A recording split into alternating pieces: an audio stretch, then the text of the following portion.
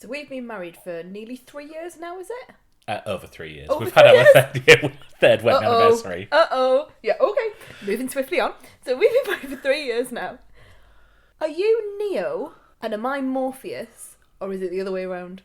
There is no way you are Morpheus. Am I the Oracle? No. Which one am I? Agent Smith? I don't mind being Hugo Weaving. I think you're. I was going to come back and say something really cruel, like you're one of the people on the Nebuchadnezzar that isn't Joey Pants.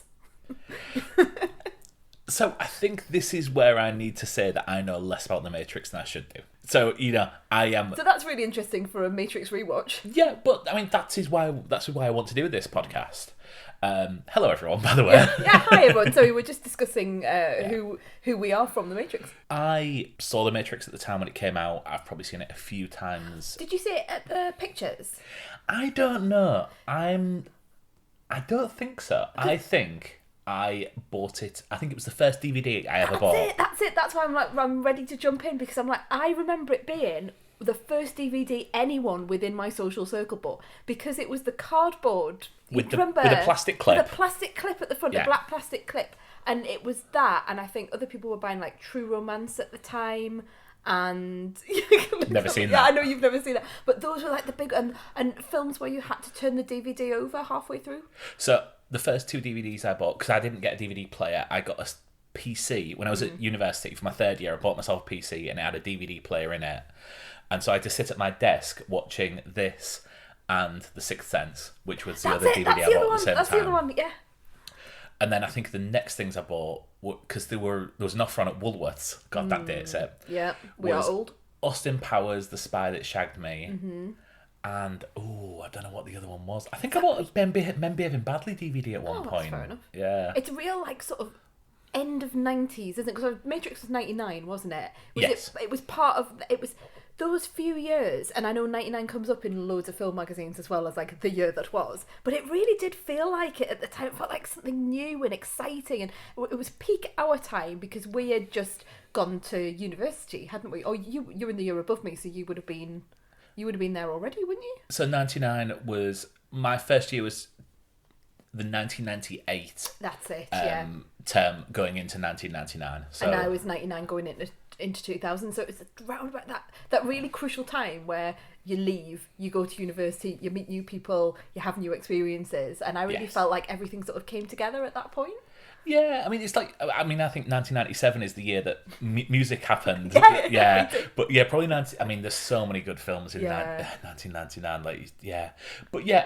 The Matrix was, I don't know if this is like acknowledged, but for me, The Matrix was the thing that launched DVDs in the UK. Yeah. That seemed, and along with Mission Impossible 2. Oh, okay. I love Mission Impossible 2. I remember everyone having, the PlayStation 2 came out with a DVD player built in, and everyone having that, whenever you looked, it was that bit on the motorcycle. It's John Woo, isn't it? Yeah. John Woo with his, and there's not full bullet time in Mission Impossible 2, but they are floating in the air with their guns and the bullets coming out, and there's a lot of, and Tom Cruise's hair is very long and luscious and floating around.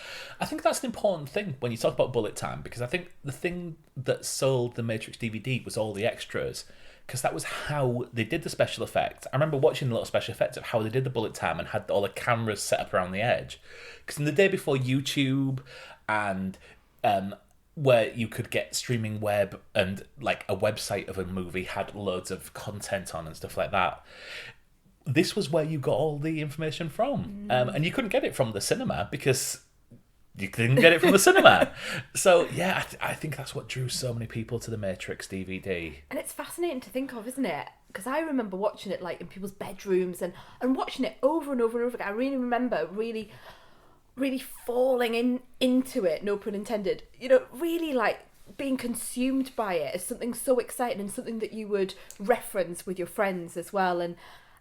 But we must have been watching it on the tiniest of screens. I was watching it on a 14-inch monitor. Yeah. So which is suboptimal, shall we say. When you think about it now, when you think about the visual effects, which was so phenomenal, especially for that time, when you think about that, it blows my mind a little bit that we got so much from it in that format, whereas I'm quite excited to watch it again. I'm a little bit trepidatious because I just think, oh, will it be as good? I think it will, and I think you'll have that.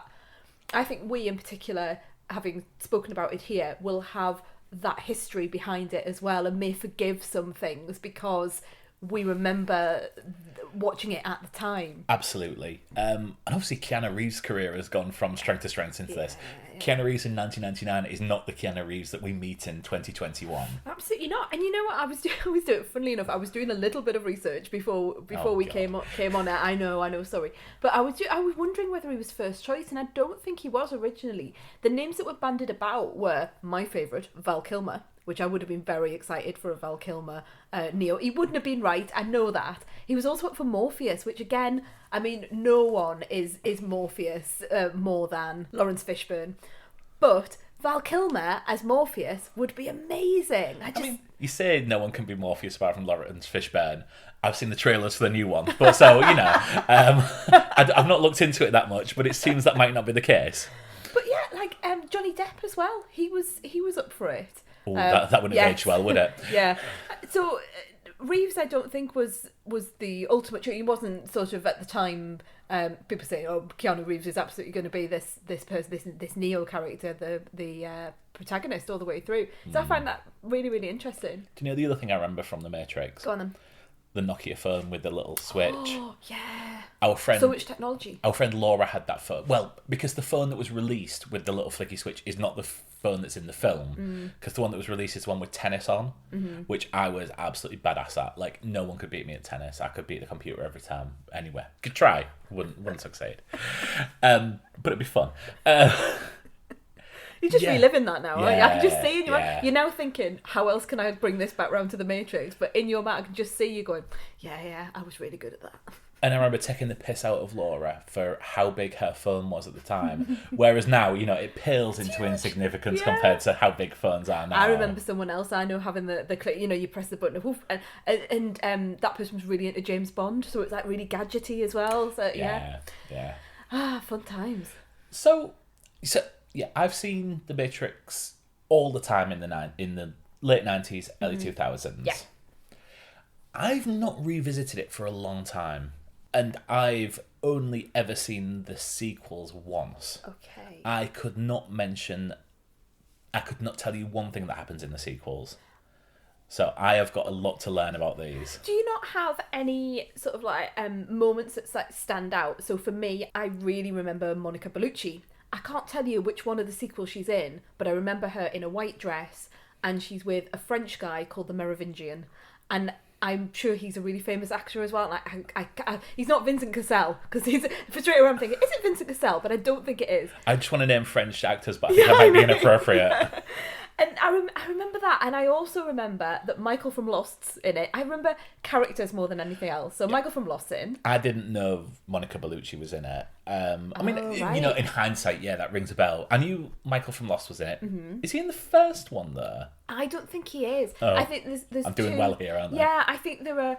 I think he's related to the people. Should we call him Harold Perrineau rather than Michael from Lost? I think there's a connection between him and the people in the first one, though. I think he's a cousin, okay. But I could be completely making this up. No. This isn't like Little House on the Prairie when they need new characters to come in. It's like, oh, it's Uncle Jada Pinkett Smith's in one of them. I think maybe the third one, and I can't tell you whether it's Reloaded or Reloaded was the second, and Revolutions is the third. Yeah, the people at home screaming at this, you do realise that.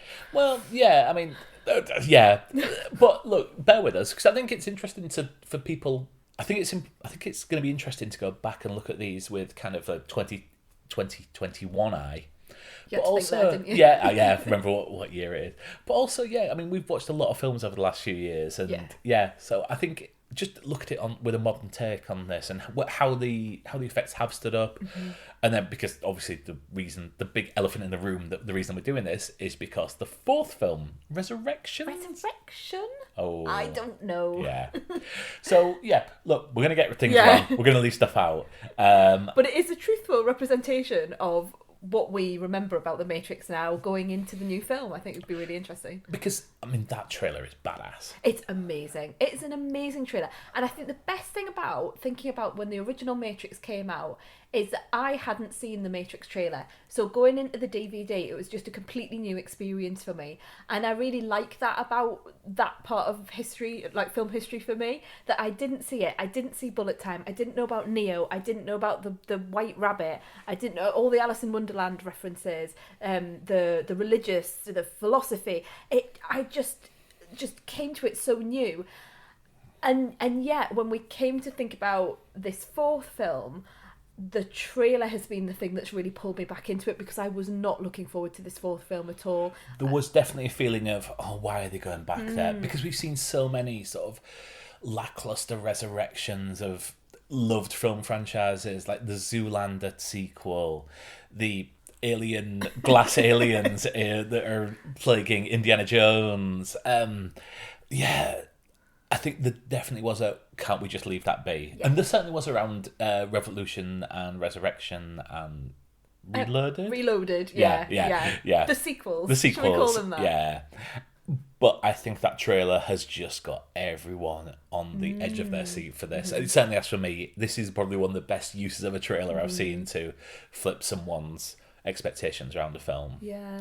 Plus, Keanu Reeves is the most loved person in the world now. He is. He's amazing. He's thank his lucky stars he got John Wick. I know. But also, I think John Wick, you can draw a line very much between Matrix and John Wick, I think. Oh, absolutely. In terms of the action. I mean, if you think about, and actually I'm going to talk about Trinity as well, Carrie-Anne Moss, in this section as well. When you think about the way that the Wachowskis positioned action in this film, you've got so many different aspects of action. That's probably not the right word, or genres of action. I'm going to show that I don't really know what I'm talking about here, but you know, you've got the kung fu, you've got the use of guns in a balletic way. Yeah, the gunplay. Can you think of any? Yeah. You help me out here. The different references. There are so many in terms of the way that the action is positioned and shot and directed. And I'm not just talking about Keanu Reeves, because it's a group thing, isn't it? They're all moving in the same way. Yeah. But to see a woman in particular do that style of action and being completely equal, if not at the beginning of the film, she's better than him.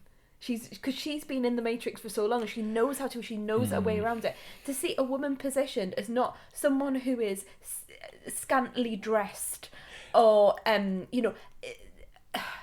having a particular look that we are so used to seeing within cinema now. Absolutely. You've got a group of men, you've essentially got the A-team, and then a woman comes along, and we can all guess what she's going to look like and how she's going to present, because that, that's the way that we've had this for many years. But to see a woman in that position of power, in that amazing outfit with the leather, with like almost like mirror glazed leather, isn't it? I've been watching Bake Off a bit too much, but you can read mirror glazed leather, but you can see your face in it, and she is controlling the action and controlling the play, and she's showing him what to do. I've never seen anything like it. Well, it won't surprise you to know that 2000 Mark probably didn't pick up on that. It didn't speak to different times. I like to think I've improved as a person, but 20-year-old 2000 Mark probably didn't pick up on that. But yeah, you are absolutely right. I don't know that much about Carrie-Anne Moss outside these films. I've seen her in Jessica Jones. She's in Memento with Guy Pearce. Of course she is. Yeah. Yeah, you have seen Use his Jessica proper name. Jones. What? Use his proper name. Oh, Mike from Neighbours. Yeah, thank you. She has been in some other... She's been in I think it's a TV show I watched recently. If I go back to... Jessica Jones. No, another one. Well, obviously it's me. A crime thriller. So it's something that I watched recently. But yeah, I think she's really, really... And I think she picks her roles very carefully. I think she's back for the next one. I think she is. Oh, she is. She's in the trailer. Yeah. Do you have any sense of what the fourth one is going to do? Because I think the best thing about that trailer is that you're not told exactly what's happening. But yeah, I'm not quite sure what it's I just don't know what it's going to do. I can't think of the plot at all. No, and I'm trying not to tap into Oh, it. okay. No, like We'll not go there. No, I'm not like saying stop talking. But yeah, I'm just trying to think what her role will be in the next film, and also just generally, isn't it? Because you get to the end. I mean, I do remember the end of the last sequel, which is essentially whoa. What? I don't know what's going on in the sequel. Yeah, you do. I don't remember anything about these films. Oh, you don't remember anything? No. Right, okay. Because I was just about to say to you, you should watch it. You need to know before we go, but that's what we're doing. Yes, and thus the point of this. Okay, let me do a segue into something else then. There's some really interesting casting in the first Matrix, in the Matrix, and you know when you're saying what do you remember, and I'm saying I remember the characters. There are two people from Home and Away, and one of them was also in a show called Heartbreak High. Do you remember Heartbreak High? Yeah, I never watched it though. Yeah. I remember it being on. It was a hard-hitting teen drama about school from Australia. So there's a guy called Matt Doran, and he was in Home and Away as... Was he Lance? No. Was he Martin Dibble? He wasn't. Do you remember Irene? Yeah. Irene Roberts? Yes, I remember that. He was her son. What was his name? Oh, you know what? He might have been called something like Dustin. Right. Or something like that. Have you just made that up? Yeah. What's his name? Matt Doran, or Doran. Doran. He was also in one of the Star Wars as well, as like an alien with a little antenna. I'm doing the antenna now, just to show you. No one at home will see, but you'll see. You'll know him when you see him. He was in Home and Away. I've never seen that man in my life. Well, I obviously have in The Matrix, but... Yeah. That's not a very good representation of him, home. Well, I think it probably is. It probably just wasn't what he looked like in Look 1999. it up on Wikipedia. Elaine's claiming that his IMDb photo is not representative. It really does not represent what he looks like. And also look him up in terms of like his Home and Away, because that's what you'll know him. But you'll know him as wearing like his school uniform in Home and Away. I don't remember this man at all. Really? This boy at all, yeah. Okay, so... And you won't remember the other woman, because the other woman is the lady who has a white rabbit on her shoulder. She's the girl she was the lead in Heartbreak High. Oh, I thought this was going to blow your mind. I thought this was going to be like my really fun fact. You know, it was more a Sweet Valley High girl. Oh, yeah. Look right down in the ground at home. Yeah. I've had that, weirdly, I've had that in my head today. You've probably been singing it. I always am. Heartbreak High. Yeah, so what was his name? What was her name? Sorry. I can't remember what her name was in the show, but her name was Laura Ada. Anita. No, Ada. In real life, that's her. No, there. I'm sorry to everyone at home. I'm now pointing at. That's her. She's the lady with the white rabbit on her shoulder. Again, like I say, I remember very little of the. Okay, well, when we watch it, you'll be able to see that there are two. She was in Home and Away. She won. I think did one in Dancing with the Stars. Like, I don't know where I get this information from, but yeah, they are. And I think it was because it was, and I could be completely making this up, but I remember at the time thinking, oh, it was because they'd shot it in Australia. They'd got some Australian actors in. Okay, that was my segue. It's over now. Into... No, that was my segue away from what do you think the plot is. I took you into my fun facts, and now I'm like, I'm all done. Okay. So, editorial decisions on the podcast, as we're used to. We're going to watch The Matrix. We're going to watch Reloaded. We're going to watch Revelations.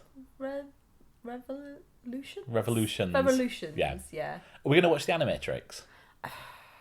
I don't really want to, but it's because I've never seen it before. Animation is a black hole for you as well. Animation is, it's not. It's your kryptonite. Really, and I just kind of feel like it was a sort of a tag on rather than, part of the obviously it is part of the canon, but part of my personal canon of Matrix was the 3 films, and that was it. It's an hour and a half. Oh, is it? It's split into 9 parts. Right. Okay. Yeah. Maybe. Okay. Well. Yeah. Let's see. Give it 2 or 3 weeks, and you'll see what pops up in your feed. You'll find what's there. I might watch it and do a solo podcast, which would be incredibly painful, but just from my own personal feelings of like how I feel about my own voice and everything. But yeah, I think maybe we'll watch it. Maybe we don't do a podcast about it. Maybe I'll watch it between and integrate it into the next film or whatever. But yeah, we'll see what happens. Yes. That'll be interesting. Yeah. Anything else you want to talk about? No. That was it for me. We just have to get on and watch it and see what comes out. I think it'll be a little bit. Yeah, I think we might get some surprises and having forgotten. I mean, we've not even talked about. I know we mentioned Hugo Weaving at the beginning of the film, but we've not even talked about sort of the concept of the Matrix and the whole idea of the philosophy behind it and the Sentinels and the. So, here's the thing. Okay. I'm not sure I've thought about this anywhere beyond just, oh, look, there's cool things going on the TV screen. When I was watching this, I probably wasn't watching a lot of films, didn't look at sort of the metaphors and things like that. Right. So I because it's absolutely full of so much symbolism. And... When you're saying, "Oh, the one with the white rabbit on the show," that I'm like thinking, really? What? I don't quite. Alice in Wonderland. I know there's Follow the Alice White in Wonderland. Rabbit. I know that, and yeah, and obviously, Red pill or blue pill? yeah, I'm just shouting things at you now. Sorry. Holston pill.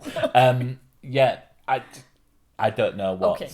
Yeah, I don't know. Well, I what's think coming. that's probably a good to draw this to a close because I think we could really get into it when we do the actual rewatch. Yeah. So I think we're going to release one of these a week, leading up to the release of the fourth one. Let's just call it the fourth one. Yeah, the fourth one. Yeah. And yeah, so hope you join us as we go down the rabbit hole. And if you're into your TV and film and fancy listening to us chat about it, you can find all of our podcast episodes on any podcast app. Just search for The Honeymoon Period, and you can also find us on Instagram and Twitter at The Honeymoon Pod. That's really good. Thanks. If you listen to our other podcasts, you will find we're really bad at doing these plugs. So yeah. We're awful. That was not too bad. No, it was very professional. It almost sounded. Thank you, It almost darling. sounded. Aww, Yeah. that was lovely. Thank you. Right, so we'll see you next week. See you next time.